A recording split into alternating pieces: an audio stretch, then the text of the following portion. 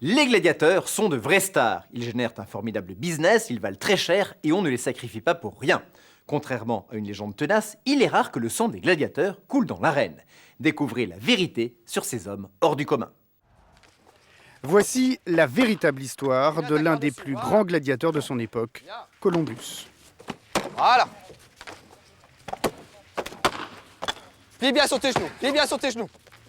Avance au bouclier, Columbus, avance au bouclier, avance au c'est bouclier. lui. Voilà, reviens, Avec reviens, ses reviens. 1,90 m et ses 90 kg, c'est le maître incontestable et incontesté C'est bon, de là. l'amphithéâtre. Tu l'auras. Tu es bien en forme, c'est bon. Son palmarès est impressionnant. En 80 combats, il n'a jamais mordu la poussière. Sa première palme, sa première grande victoire, il l'obtient à Capoue, où s'était révolté un certain Spartacus. Sa stature et son sens inné du combat attirent rapidement l'attention des plus grands agents de gladiateurs de Rome.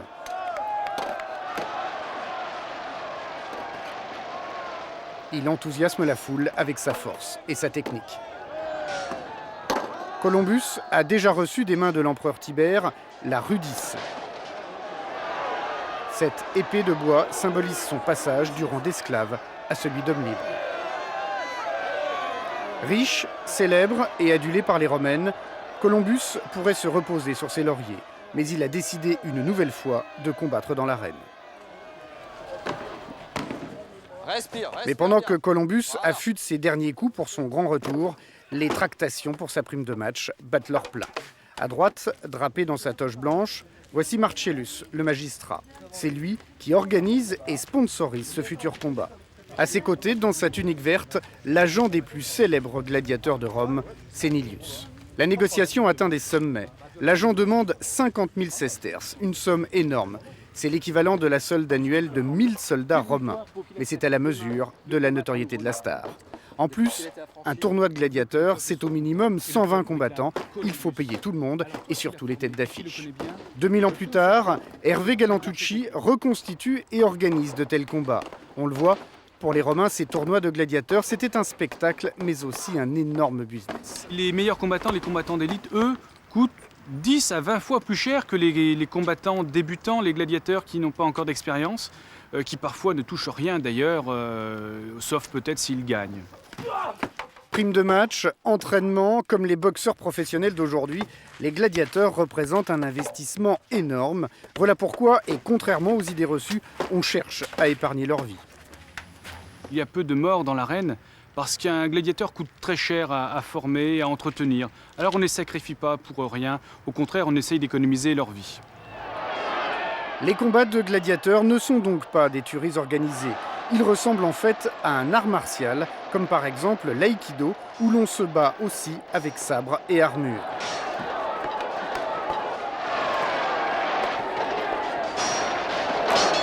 Pour fournir des combattants expérimentés, les écoles de gladiateurs se multiplient aux quatre coins de l'Empire romain, comme ici, dans ce camp au sud de la Gaule. Fin technicien, les combattants gaulois sont très appréciés par les agents de gladiateurs romains. Cet homme, qui ne ménage pas la sueur de ses gladiateurs, c'est le doctor, c'est-à-dire l'entraîneur. Tenu d'entraînement en cuir, ils répètent inlassablement le geste parfait, en affinant leur garde. Comme souvent lors de ces entraînements, quelques patriciens et surtout patriciennes, c'est-à-dire les aristocrates romains, viennent admirer leurs favoris. Force, vitesse, technique, fin connaisseurs, les spectateurs romains apprécient avant tout la qualité des combats.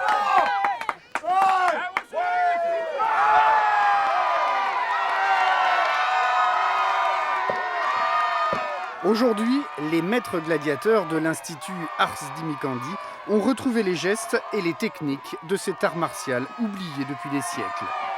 Sur le site antique de Murviel-les-Montpellier, Brice Lopez, le rétière, avec son trident, vient à bout du sécoutor avec son énorme casque. Le vainqueur du jour est également enseignant. Cet ancien professeur d'aïkido explique aujourd'hui les règles de combat à un jeune public, car les gladiateurs combattent suivant des règles très précises. Le rétière combat toujours et uniquement contre le sécoutor. Le rétière possède comme arme le filet, le trident, le poignard. c'est un gladiateur qu'on appelle léger, parce qu'il n'a pas beaucoup d'équipement sur le dos, il a juste une petite pièce d'armure, une petite manica sur le bras gauche, qui est juste là. Alors que le sécutor, lui, est un lourd. C'est un gros bulldozer qui poursuit le rétiaire. Il a comme équipement un grand bouclier qui est là, qui s'appelle le scutum. Il a un casque arrondi, équipé pour pouvoir lutter contre le filet du rétiaire. Par exemple, regardez sa crête. Sa crête est arrondie. Et quand le filet va tomber dessus, comme elle est arrondie, en baissant tout simplement la tête, la crête va glisser et le filet ne peut pas s'accrocher. Et il a une arme, une dague, qui est là, avec laquelle il poursuit son adversaire pour essayer de le piquer. Évidemment, il doit faire attention parce qu'on n'a pas le droit de tuer directement son adversaire dans la gladiature. Je vous rappelle que le gladiateur n'a pas le droit de vie et de mort sur son adversaire. Et c'est l'éditeur, celui qui a payé le spectacle, celui qui a acheté l'école de gladiateurs, qui a le droit de vie et de mort. Résultat, en dépit de leurs armes et de leurs protections très différentes, les combats entre gladiateurs sont parfaitement équilibrés. L'ordre de ces combats est également très précis. Le rétiaire, avec son filet et son trident, ne peut affronter que le sécutor, avec son casque, son bouclier et son glaive. Le sécutor, lui, peut affronter aussi l'oplomaque, le seul armé d'une lance et d'un lourd bouclier roux. Et si l'oplomaque peut combattre contre le sécutor, il a le droit d'affronter également le thrace sous son casque totalement fermé. Autre combattant important dans l'arène, le provocateur. C'est celui dont l'allure est la plus proche des légionnaires. Les provocateurs combattent uniquement entre eux. Tous ces combattants obéissent bien sûr à un arbitre chargé de surveiller la régularité des coups. Mais retrouvons les vraies stars de l'amphithéâtre. Véritables idoles, des gladiateurs comme Columbus génèrent tout un commerce extrêmement rentable. La dernière trouvaille que les patriciennes s'arrachent, ce sont des parfums composés avec la sueur des gladiateurs célèbres. Ces parfums ont, paraît-il, de grandes vertus aphrodisiaques. D'autres produits dérivés, comme des lampes à huile, des médailles, de la vaisselle à l'effigie des stars, se vendent à l'extérieur de l'amphithéâtre. Aujourd'hui, on appellerait cela du merchandising. Et ce n'est pas tout. Les croyances autour des gladiateurs ne se limitent pas à ces objets. Les armes qui ont tué dans l'arène sont également très recherchées. On considère qu'elles ont un pouvoir magique. Et dans les sous-sols des arènes, on vient même acheter le sang des morts, un breuvage qui, paraît-il, guérit de l'épilepsie. Mais ce trafic reste marginal. En vérité, très peu de gladiateurs connaissaient une fin aussi macabre. Seulement 10% des combattants trouvent la mort dans l'arène. Pierre Dufour et Cyril Catroux, deux gladiateurs de l'Institut Ars Dimigandi, le confirment. Dans les combats, la mort reste l'exception. Ce que la foule attend, c'est pas de la tuerie, c'est surtout un geste technique, un geste beau. Le gladiateur qui a perdu se suicide. En prenant la main et l'arme de son adversaire, il se suicide tout simplement pour se donner la mort. C'est un geste rituel, c'est un geste honorable. L'apothéose des combats de gladiateurs a lieu en 107 après Jésus-Christ. L'empereur Trajan investit la moitié de son trésor de guerre pour offrir au peuple de Rome le plus gigantesque combat de gladiateurs de tous les temps. Pendant 123 jours, 10 000 gladiateurs combattent sous les yeux de milliers de Romains. Des combats qui durent toute la journée et se terminent à la tombée de la nuit par une nouvelle attraction sensationnelle, des joutes de gladiatrices. Ces combattantes, à la lueur des torches, apparaissent dans l'amphithéâtre au milieu du 1er siècle de notre ère.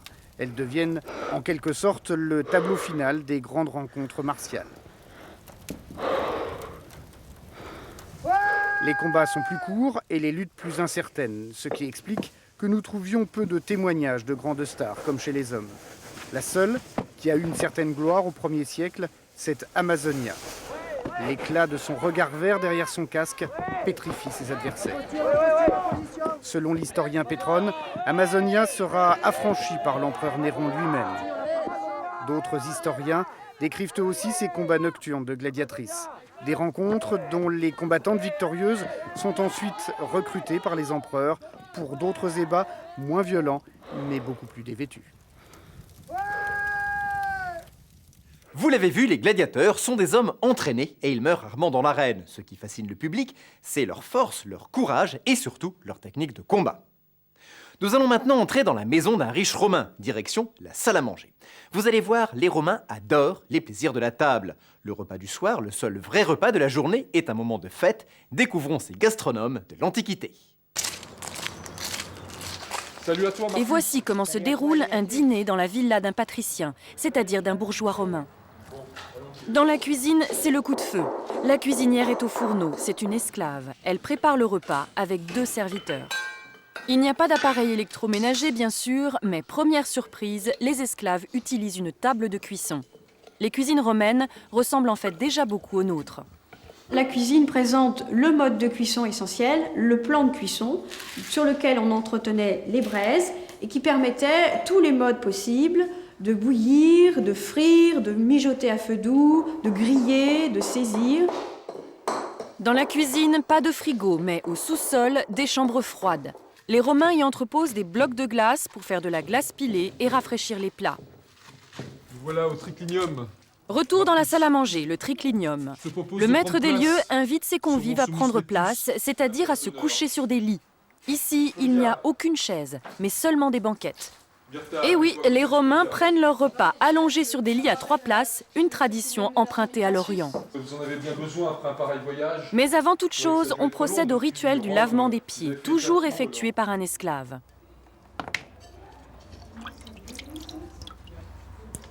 Puis, comme nous, les Romains prennent l'apéritif. Le plus souvent, ils boivent du mousloum, un vin rouge mélangé avec du miel. Ensuite s'enchaînent entre 4 et 7 plats différents. Tout d'abord, les hors-d'œuvre, du fromage, des œufs et des olives, mais aussi, péché mignon des Romains, des escargots et des huîtres. À l'époque, pas d'assiette, pas de couteau, pas de fourchette sur la table, on mange avec les doigts et on se sert dans les plats. Elle épouse un avocat.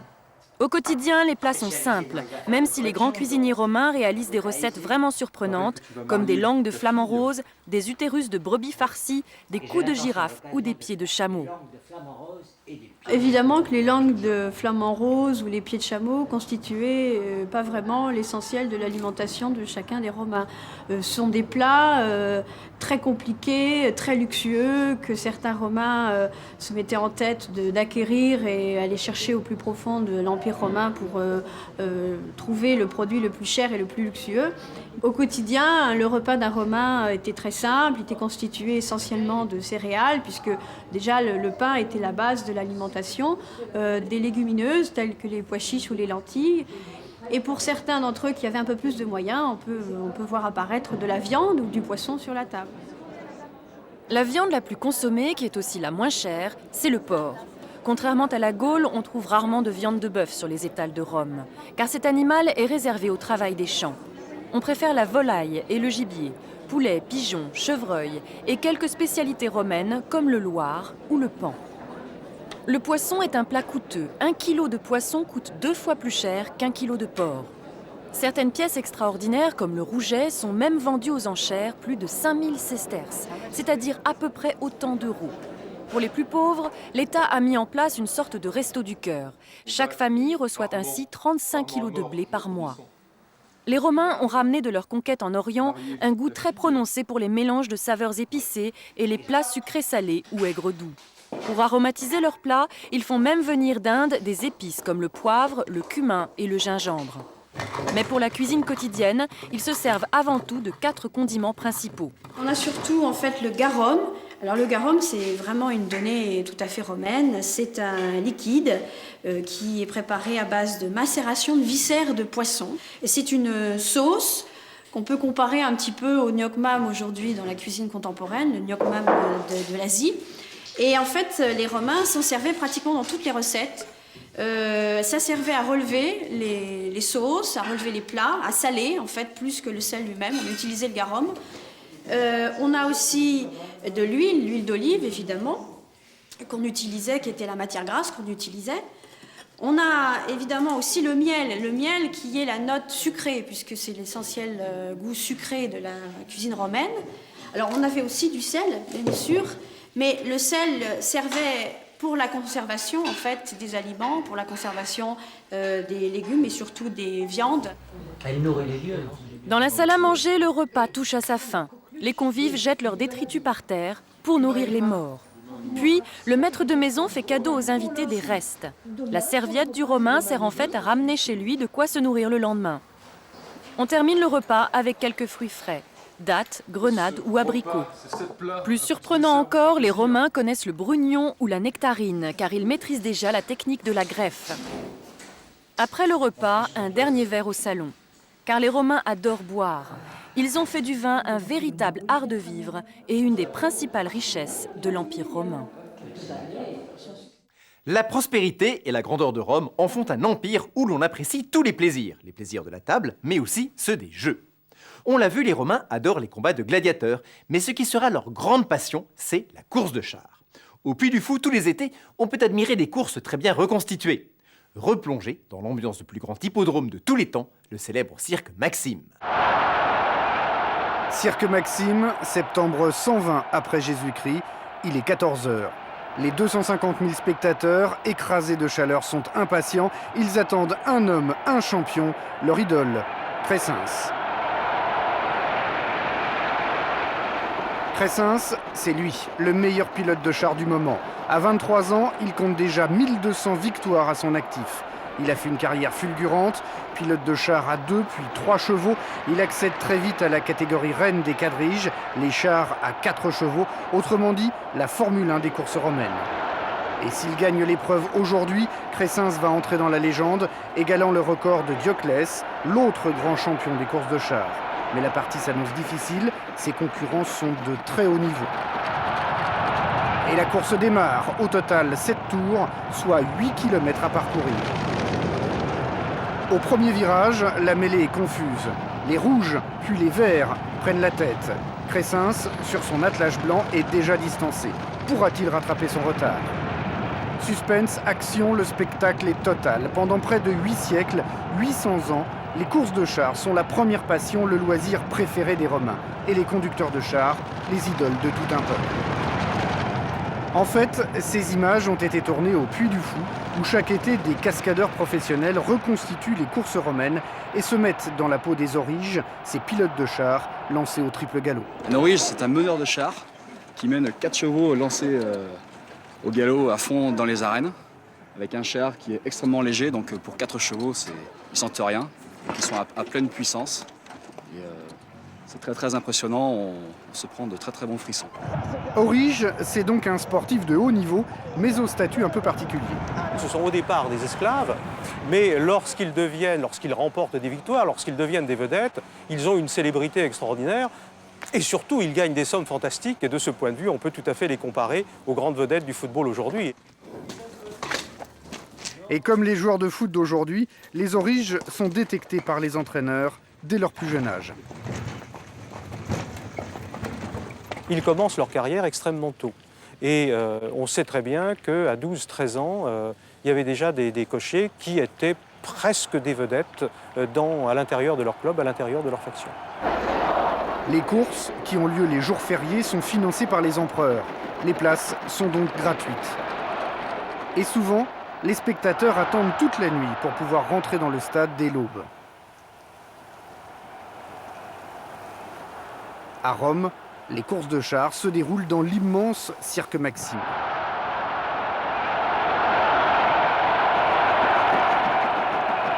Sur la piste, il y a aussi les chevaux, les associés de la victoire, les autres stars de ces courses de chars. Ces chevaux ont chacun leur place en fonction de leurs aptitudes physiques. Les 2 chevaux du milieu sont des timoniers, des chevaux souvent assez trapus et qui ont une bonne vitesse, qui ont le timon du char à supporter. Et sur les extérieurs, on a 2 galériens, c'est-à-dire des chevaux qui sont assez vifs et qui ont un temps de réaction un peu plus rapide que les 2 autres. Chaque attelage se distingue par une couleur. Pendant 800 ans, les 4 équipes concurrentes porteront toujours ces mêmes couleurs. Rouge, vert, blanc et bleu. Les 2 principales étant le vert, la couleur du peuple, et le bleu, celle des aristocrates. Et ces équipes, c'est ce qu'on appelle en latin des factions. Ces factions, ces clubs, ont un personnel énorme, c'est-à-dire des vétérinaires, des médecins, des artisans, des bourreliers, des selliers, des entraîneurs, comme il y a un personnel énorme dans les grands clubs de football aujourd'hui. Sur les gradins du cirque Maxime, par exemple, eh bien, on criait régulièrement « Allez les bleus » ou « Allez les verts ». Et il y a de l'ambiance dans les tribunes comme les tifosi italiens, les Romains sont d'ardents supporters. En plus, avec leurs innombrables fêtes religieuses, 150 jours fériés par an, ils ont le temps d'aller au stade. D'ailleurs, quand on vient au cirque Maxime, on n'y vient pas seulement pour les courses, c'est aussi un spectacle qui dure toute la journée. Tout commence par une procession qui part du Capitole et arrive au cirque. Cette procession a pour but d'honorer les dieux car les courses sont au départ des célébrations religieuses. Et puis, à l'heure du déjeuner, c'est l'intermède, souvent consacré à l'exécution des condamnés. De véritables exécutions mises en scène. Ici, les bourreaux sont déguisés en gladiateurs. Ils exécutent les vrais condamnés dans un simulacre de combat. C'est cruel, mais la foule apprécie. Enfin, arrive le clou de l'après-midi, les courses de chars. Pour les Romains, c'est un loisir et un moment de la vie sociale. On vient aux courses pour le spectacle, mais aussi pour parier. Ces courses sont toutes dotées de prix dont les montants font rêver le peuple. Et il y avait en particulier dans les courses ce qu'on peut parfaitement appeler des grands prix. Il y a une expression latine qui correspond exactement à grand prix. Il y avait des courses à 30 000 sesterces, d'autres à 40 000 sesterces, d'autres à 50 000 sesterces, d'autres à 60 000 sesterces. Des sommes extraordinaires pour l'époque, l'équivalent de plusieurs millions d'euros. Voilà pourquoi, sur les 250 000 spectateurs présents, rares sont ceux qui n'ont pas été engagés des paris dans des officines situées aux abords du stade, l'équivalent de notre PMU. Des paris pour des courses qui se déroulent toujours de la même manière. Au départ, les chars sont alignés dans des stalles. Il y en a 3 par équipe. Ils doivent rester dans leur couloir jusqu'à la ligne blanche. Une fois celle-ci franchie, ils peuvent se rabattre et c'est parti pour 8 km de galop. Le basculement des dauphins de bronze marque chaque tour et les concurrents commencent à mettre en place leur tactique de course. Les tactiques de course, c'est de prendre la tête tout de suite. La tête tout de suite et de vouloir un peu fausser l'adversaire dans les virages, frôler les chars pour faire casser une roue. Vraiment, c'est chacun pour sa gueule. Mais il y a loin de la théorie à la pratique. Regardez ici, le pilote du char blanc vient de se faire prendre à l'intérieur par le rouge, puis le vert. Mais un tour plus tard, c'est lui qui reprend l'avantage.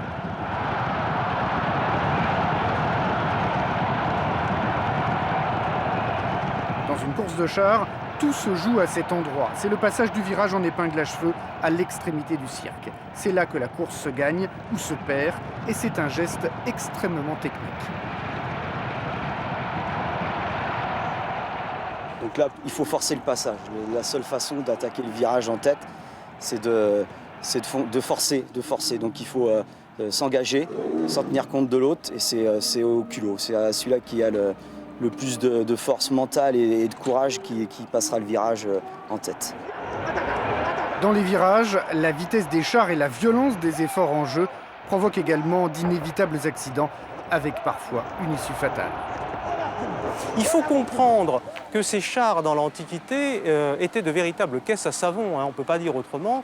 Le cocher était debout sur la caisse, alors que maintenant dans les courses attelées, qui sont des courses de trot, car là nous avons affaire à des courses de galop. Et dans ces conditions, les chutes étaient extrêmement fréquentes. Pour les cochers, les origes, l'accident fait partie de la course. C'est leur métier, c'est un élément dont ils doivent tenir compte. Le char, s'il est fait de bonne conception, il tient le choc. Donc l'orige réussit à se tenir et reste dans son char. Dans ce cas-là, le timon coupe ou un essieu d'une roue lâche et le char se vire et le meneur se trouve éjecté de son char. Heureusement pour lui, cette fois-ci, le pilote du char blanc a pu éviter l'accident. C'est son dernier tour.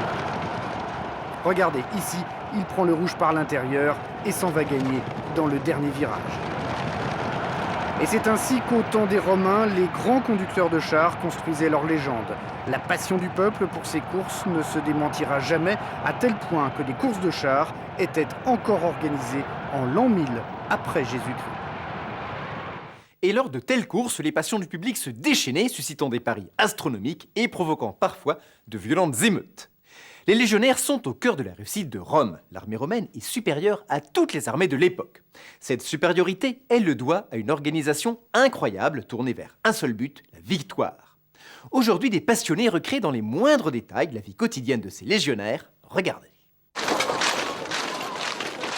En 98 après Jésus-Christ, sous le règne de Trajan, l'Empire romain est à son apogée.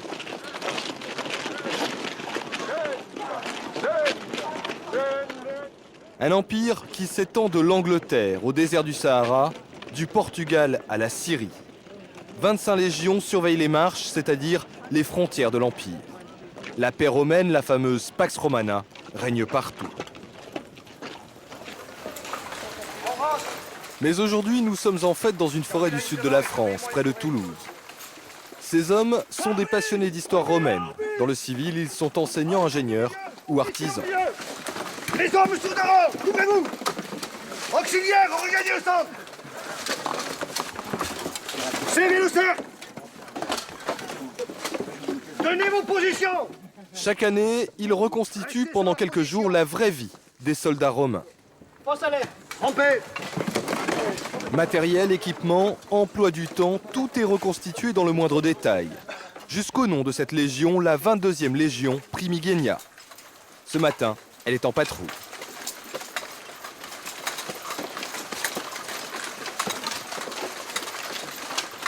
Selon leur habitude, les auxiliaires locaux, reconnaissables à leur bouclier vert, marchent en éclaireur.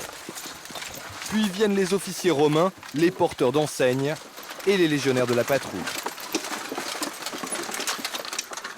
Et pendant qu'une partie de l'armée patrouille, d'autres légionnaires construisent le camp pour la nuit. On procède toujours de la même façon avec deux mots d'ordre, efficacité et rapidité. Quand les soldats romains arrivent pour monter le camp, la première chose qu'ils font, c'est qu'ils creusent un fossé. Avec la terre du fossé, donc ils font un talus en surplomb. Donc on a 1 mètre de fossé, 1 mètre de talus, ça fait 2 mètres à gravir pour les ennemis qui vont attaquer le camp. Deuxième chose à faire, c'est de planter ces piquets régulièrement et de les lier entre eux par de la ficelle, par de la corde, de manière à les rendre bien solidaires. Et troisième chose que l'on fait, c'est de découper des mottes de gazon avec un outil spécial, avec une espèce de pelle tranchante, et ces mottes de gazon, de les répartir sur le dessus du talus, de manière à ce que lorsque l'ennemi attaque, non seulement il a un fossé à franchir, il a en plus un talus de 1 mètre supplémentaire, il dérape sur les mottes de gazon qui tiennent mal, et il finit par s'empaler sur les piquets. Une fois le fossé construit, on s'occupe maintenant de l'hébergement. Alors il faut l'attendre sur le sol comme un papillon. Nous montons ce qu'on appelle une papilio, parce que vous voyez, elle a la forme d'un papillon au sol. C'est une tente réglementaire qui est faite pour 8 hommes. Cette tente qui semble si moderne est en fait une reconstitution exacte des tentes réglementaires des soldats romains. Elle est en toile de lin, renforcée de cuir. Le centurion, lui, il a sa grande tente tout seul. Et le gradé, c'est lui, René Cuben. Cet ancien universitaire est aujourd'hui professeur dans un lycée d'Albi. Dans le groupe, il endosse le rôle d'optio, c'est-à-dire de sous-officier. L'optio, c'est celui qui est choisi par le centurion. Dans optio, vous reconnaissez le mot option, et qui aspire à devenir centurion. Donc, dans un paquet de 80 hommes que nous appelons une centurie, je suis l'officier en second, et je l'espère un jour officier en premier. En attendant, il faut finir le camp avant la nuit. Comme toujours, le camp est mis en place sur un terrain dégagé. Au centre, on a installé le quartier général. De là, on a tracé 2 rues à angle droit. On creuse maintenant le fossé délimitant le camp. Il fait 500 mètres sur 300. Avec le remblai, on a créé une butte sur laquelle on plante la palissade en bois percée de 4 portes. Puis on dresse les tentes le long des rues et des allées secondaires. Un travail impressionnant qu'une légion de 5000 hommes accomplit pourtant en un temps record, 2 heures à peine. Et s'il le faut, elle recommencera le lendemain à quelques kilomètres de là. À l'intérieur du camp, la vie s'organise peu à peu autour des tentes. Chacun rejoint ses compagnons pour participer à l'entraînement quotidien. Un entraînement obligatoire, c'est l'un des atouts de l'armée romaine, disposée à tout moment de soldats parfaitement entraînés.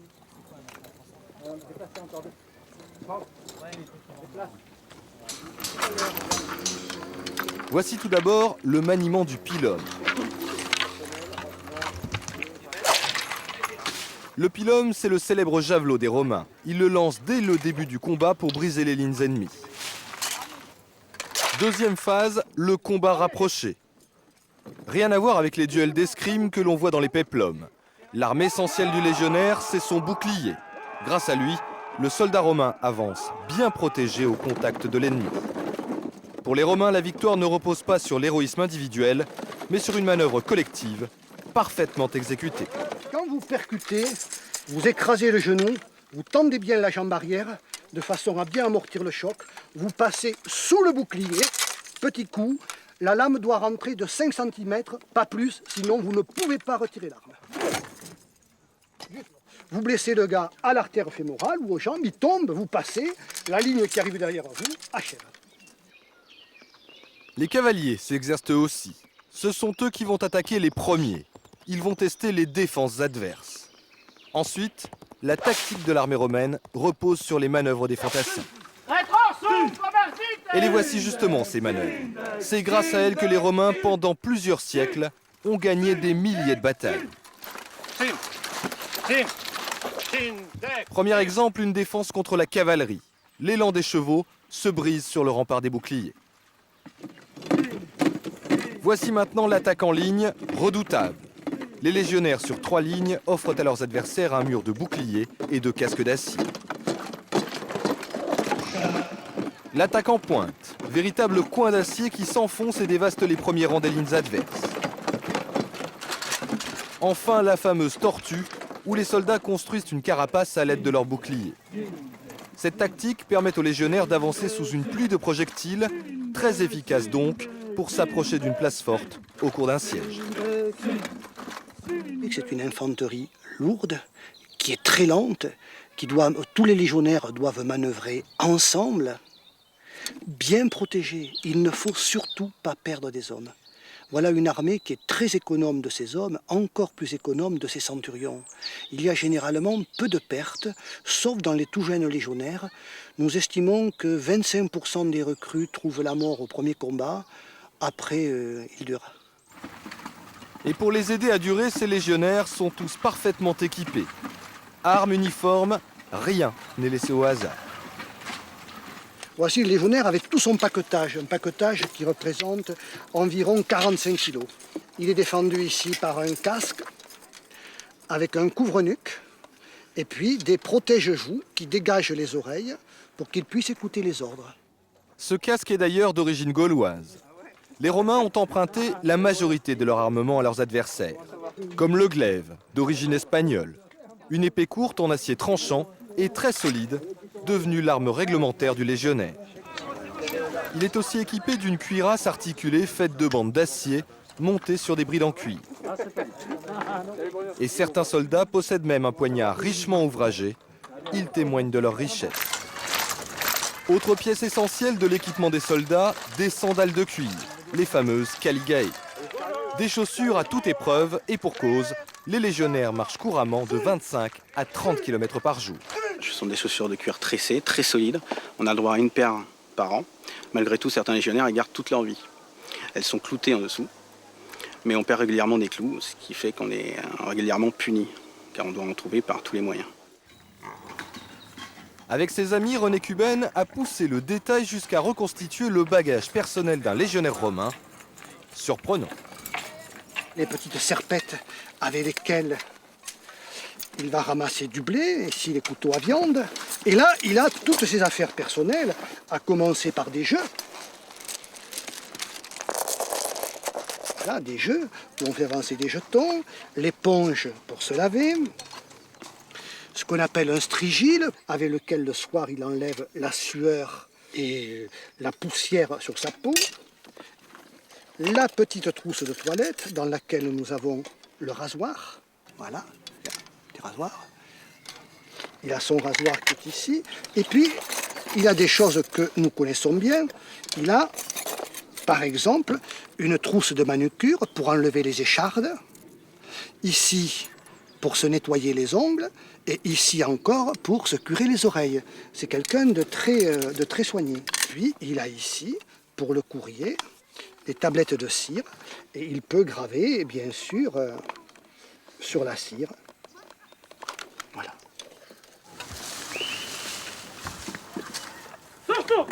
Et dans le but d'avoir la meilleure efficacité, une légion romaine est organisée de manière très précise.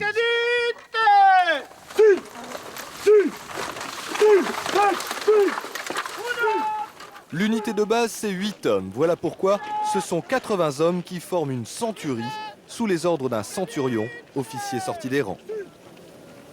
2 centuries forment un manipule. 3 manipules constituent une cohorte. Et 10 cohortes forment enfin une légion, soit environ 5120 tonnes. À l'apogée de sa puissance, Rome compte 25 légions comme celle-ci, soit 125 000 soldats auxquels s'ajoutent autant d'auxiliaires recrutés sur place.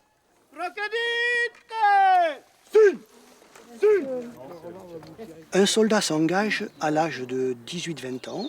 Il va subir un examen que nous appelons probatio, l'examen probatoire, examen qui est physique et bien sûr un petit peu intellectuel.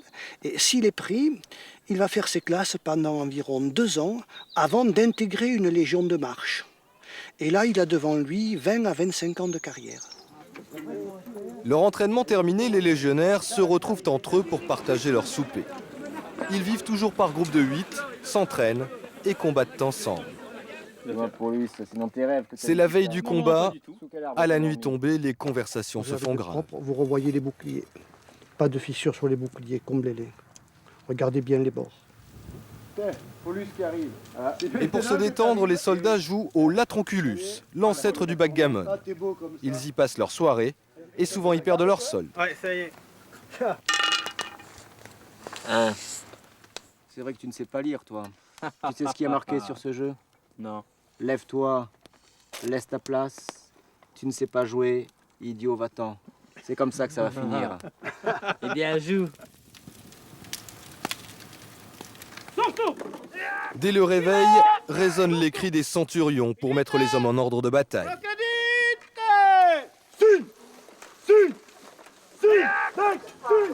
C'est ici que la puissance de la Légion s'exprime, car la force de l'armée romaine, c'est avant tout son organisation, qui lui permet de triompher de ses adversaires souvent supérieurs en nombre, qu'ils soient germains ou gaulois.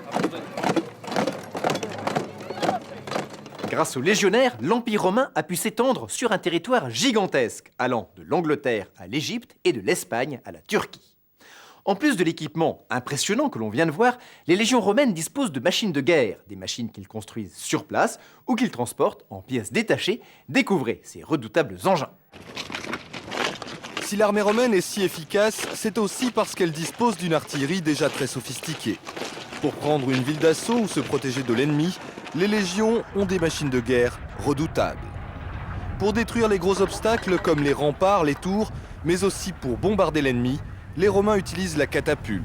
Elle permet d'envoyer des pierres de 80 kg ou des projectiles enflammés à plus de 500 mètres de distance. Le principe est simple. C'est la torsion d'un faisceau de crins et de cordes dans lequel est inséré le levier qui fait ressort et ramène le bras de la catapulte avec une force très violente. Le poids est ainsi projeté avec une énergie considérable. La catapulte, c'est un peu le mortier d'aujourd'hui.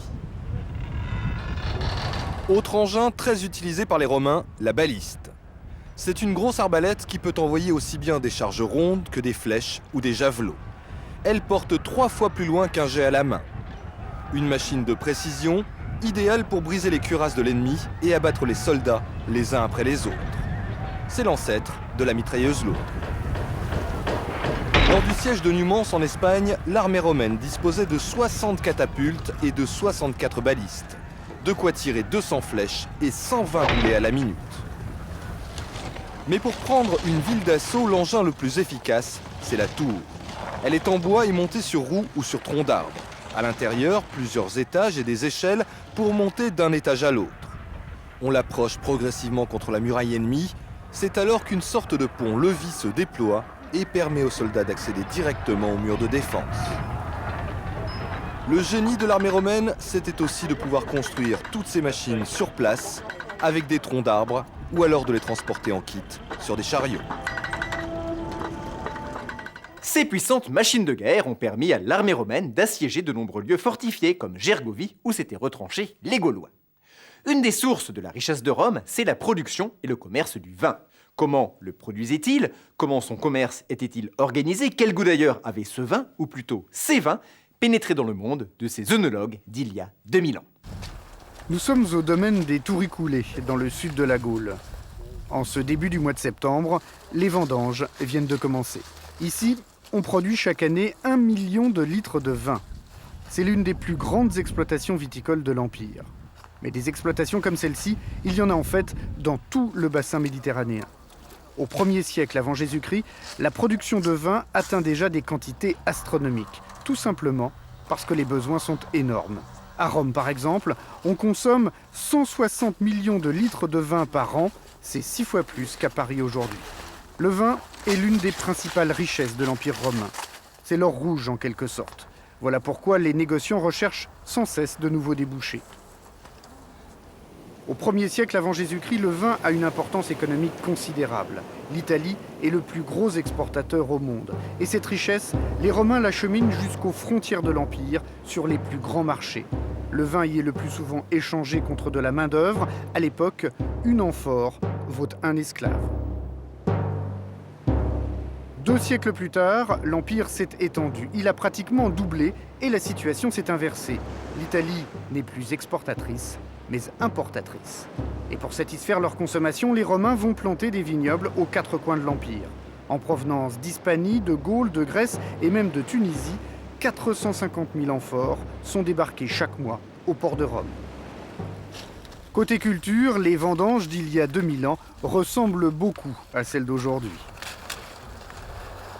Au Mas des Tourelles, près de Nîmes, un viticulteur passionné d'histoire, Hervé Durand, a très fidèlement reconstitué ses vendanges pour tenter de retrouver le goût du vin romain. Première étape, le fouloir. C'est là que les esclaves, pieds nus et en cadence, écrasent le raisin pour obtenir un premier jus de presse. Ce procédé efficace, qui permet d'extraire 75% du jus des raisins, était d'ailleurs encore employé au début du XXe siècle dans les petites exploitations françaises. Deuxième étape, le pressoir. Et là, les Romains avaient déjà une technologie sophistiquée. Le raisin foulé, le mou, est jeté dans une cage de bois que l'on recouvre de cales. Ces cales vont être pressées par une énorme poutre en chêne, mesurant 7 mètres et pesant plus de 2 tonnes. En appuyant sur la cage, la poutre comprime le mou et en extrait les dernières gouttes. Le jus est ensuite récupéré dans des seaux en bois et transvasé dans d'énormes jarres en terre cuite. C'est dans ces récipients que le jus de raisin va fermenter pendant plus de 15 jours et se transformer en vin. C'est là que les Romains ont un savoir-faire bien particulier. Ils aromatisent leur vin avec des fruits, du miel et, plus surprenant encore, de l'eau de mer. Et ce n'est pas tout. Ils peuvent mettre de la chaux pour rendre les vins moins acides. Ils peuvent mettre du plâtre ou de la poudre de marbre pour les rendre plus acides. Ils peuvent également, par exemple, mettre du safran pour colorer les vins. Ils ont une connaissance finalement qui est étonnante d'un certain nombre de procédés physiques qui sont encore employés en œnologie aujourd'hui. Mais quel goût avait véritablement ce vin romain? Pour le savoir, nous avons fait appel à un sommelier. Il va déguster un premier cru romain, le musloum, un vin aromatisé au miel, fabriqué selon la recette romaine. Il y a un arôme qui me rappelle un petit peu la girofle. Oui. Hein, et quelque part, le miel apporte peut-être ce caractère légèrement doucereux qui nous fait penser déjà peut-être à quelque chose, un apéritif ou un vin doux qu'on connaît également un petit peu dans le commerce. Tout à fait. Les Romains le proposaient avant le repas, si vous voulez, c'est le vin d'apéritif. D'ailleurs, Pline propose d'ailleurs à un de ses amis vieillards qu'il sent en train de décliner, lui dire « Tu devrais tous les matins prendre une tranche de pain et le tremper dans un verre de mussum et tu conserverais la jeunesse. » Deuxième test, cette fois avec un vin blanc, le Touricoulé. Attention, celui-ci a été aromatisé à l'eau de mer. Il s'agit donc d'un vin salé. Bon. Donc là, moi je trouve qu'en bouche, il y a une belle attaque, un caractère très, très sec. Peut-être un caractère légèrement un peu iodé, mais qui est très, dont le support apporte vraiment, je trouve, une très belle souplesse, une une belle acidité. Dans cette vinification de turiculé, on met de l'eau de mer justement. Donc il y a un positionnement d'eau de mer pendant la fermentation qui ne se note pas forcément en goût salé, mais qui donne cette signature iodée que vous avez trouvée. Le sel amène de l'acidité, donc vivifie la couleur des vins et leur donne un support plus intéressant. Ces vins romains sont donc comparables à des vins cuits ou à des vins qui ont beaucoup pris le soleil, comme certains vins espagnols d'aujourd'hui.